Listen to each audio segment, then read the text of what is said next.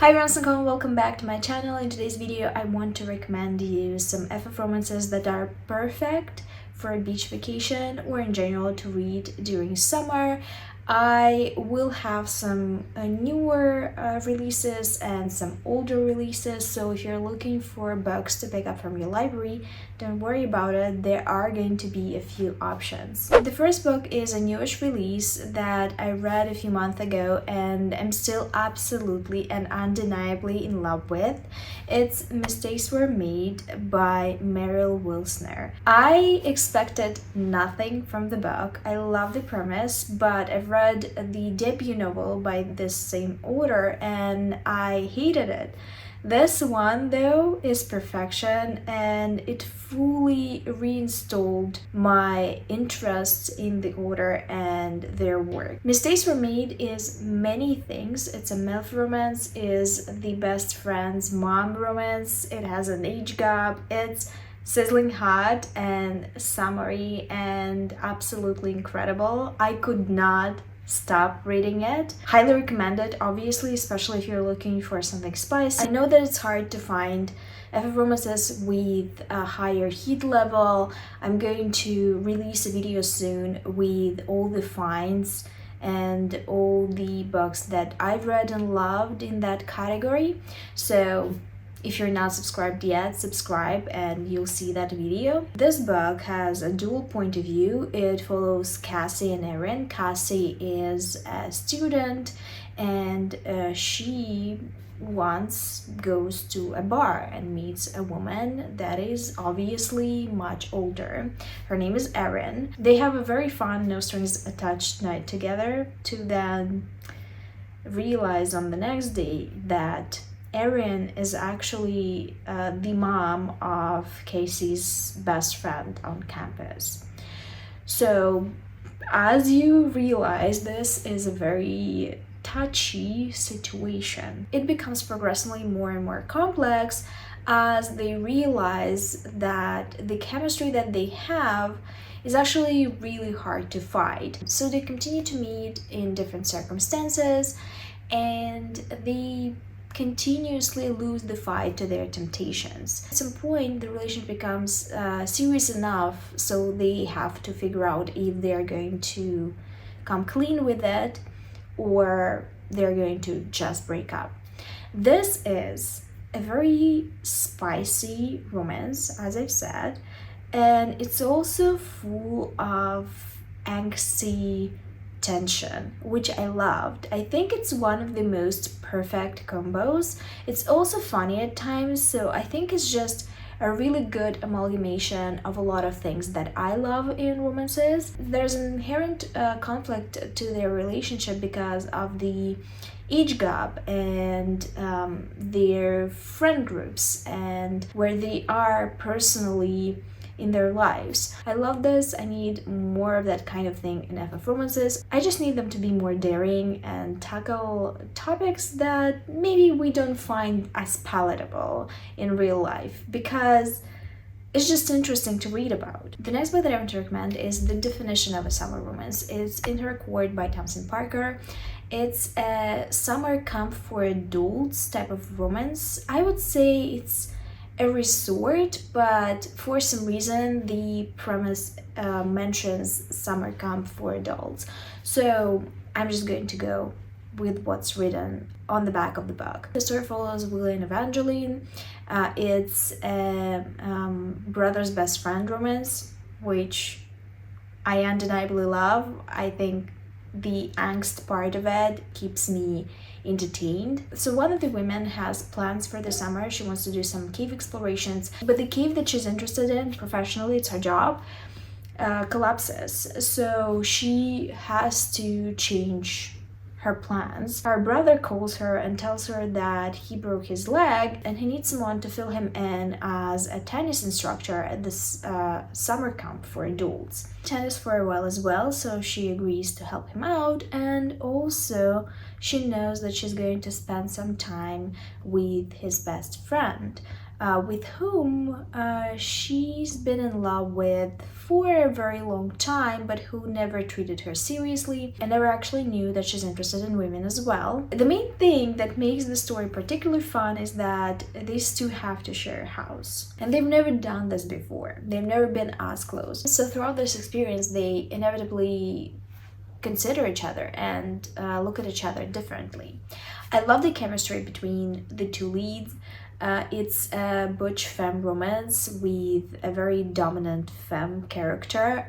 I love that. It's one of my weaknesses. I think it's so hot. And I also think that their friendship connection was so good. I rarely like friends to lovers because it's often not believable enough for me, at times even manipulative, when a person pretends to be someone's friend but actually has the hots for them. This novel had a good balance in that they were friendly enough and knew about each other enough, but weren't best friends. This book is very summery. It's set in a summer camp. It's full of fun summer activities, and as a person that went to summer camps a lot as a child, it gave me so many nice nostalgia feelings about summer camps. If you ever were at summer camp, tell me about your best story at summer camp and your most embarrassing story, because everyone has an embarrassing story from summer camp. Mine is I had a huge crush on my roommate, so I took her boyfriend away from her.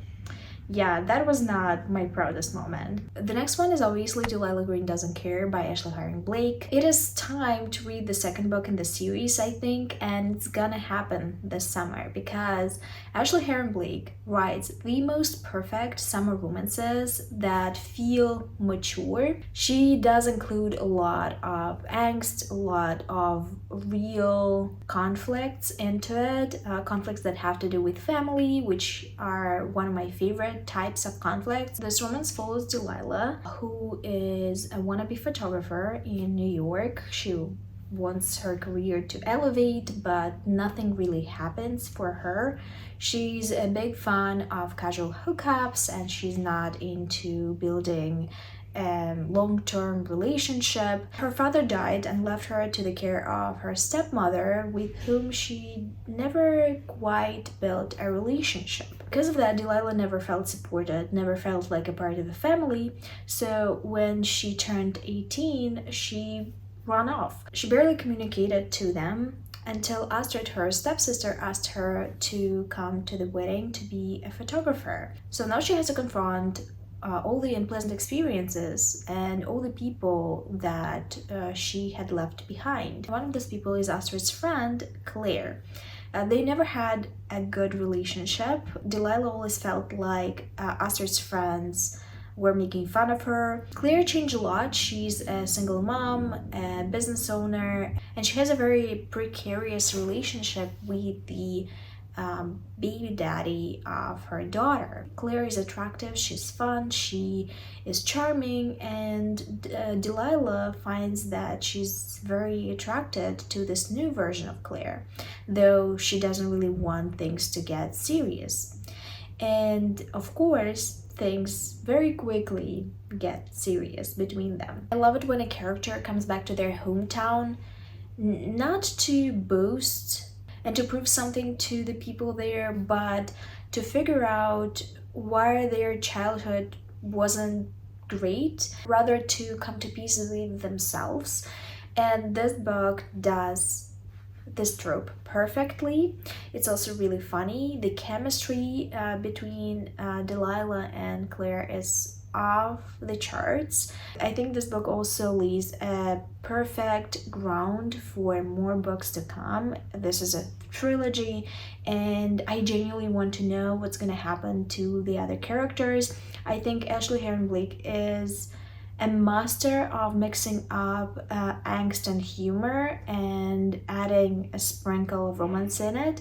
I've read her other books and I love them too. This one just has more romance. She did it really, really, really well, and I love this. The next book is for all my girl bosses out there. It's Bet Against Me by Fiona Riley, and it's a romance about two real estate agents. Trina has been in the real estate game for ages. It's her priority in life. She's dedicated to building a really skyrocketing career, and she is irritated by a newbie that has been showing good growth. She was just employed by a rival agency and they do not see eye to eye. Some people in her agency do some digging and they figure out that Kendall is a daughter of a very influential man in real estate, so they think that he had helped her in her career and that her achievements are not fully her own. They offer a bet to the other agency. Trina and Kendall are going to try to sell as many condos in a big apartment complex as they can, and the one that sells the most is going to be an undeniable winner in their competition. The competition is complicated by them being attracted to each other. It's a very fun rivals to lovers. It's super hot and I love the plot of this as much as I love the characters. It has some suspense that I didn't expect at all. I thought we're just going to battle for that title for the best real estate agent, but some people from the past come back into those women's lives and they wreck it. There's a really hot scene in this in the locker room of a private golf club, and I still very vividly remember it, so you could say that this book made an impression. The next book that I want to recommend is incidentally also a Rivals to Lovers. It's Anyone But You by 𝕊𝕆𝕻𝕁 Cameron, and it's about two different fitness centers. One of them is a yoga center and one of them is just a gym. Saturn is the yoga girl and Tuesday is the new owner of the building that opened a gym. And she blasts really loud, energetic music, which doesn't jive well with the yoga center and what they do there. So Saturn is not happy. She goes to meet Tuesday to argue about it, and she figures out that Tuesday now owns her ass, basically. So she has to make peace with it. They have to compromise. They immediately dislike each other. They also are not on the same wavelength when it comes to exercise, though they both love it. And they are trying to prove to each other that their form of exercise is superior. The conflict sounds stupid.